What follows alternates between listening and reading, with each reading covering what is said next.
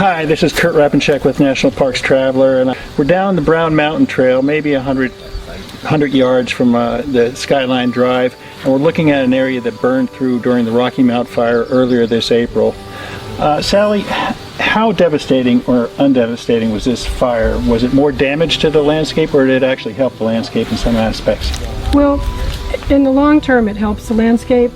When it's tough is when the fire's happening with all the smoke and the worry and the possibility of people being hurt.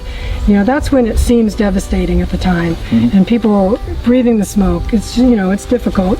But once the fire is gone and has passed through the area, you look around and you realize, well, everything's coming back. It temporarily devastates the land, but eventually it comes back on its own naturally. And as you were explaining a little while ago, this area hadn't burned in a long time, and normally the fire cycle is roughly 3 to 10 years through here. So in that aspect, it probably did a lot of good for the forest health. Yeah, because what had happened with no fires in more than 80 years, we have a tremendous amount of branches that fall every year and trees that get knocked down during storms. So you get a lot of fuel buildup, and you can see it right back in here. All these fallen logs and trees. These predated the fire. These were already on the ground. So when the fire came through, this was all fuel to keep the fire moving.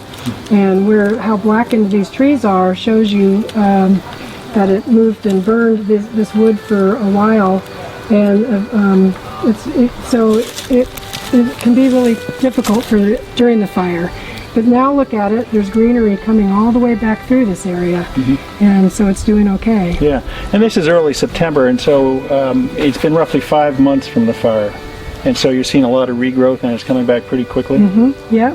And we think part of that was because right after the fire we had a lot of good rain, so whatever seeds were still viable in the ground were able to get wet and sprout, and so now everything's coming back. This is also a shady part of the forest where we didn't have a high intensity burn in here, so the shade is also helping to protect the plants, and it's coming back in a very nice way. Things that died above ground will come back from their roots. Okay, well, let's go on down the trail and see what else is coming back. Okay. Thank you.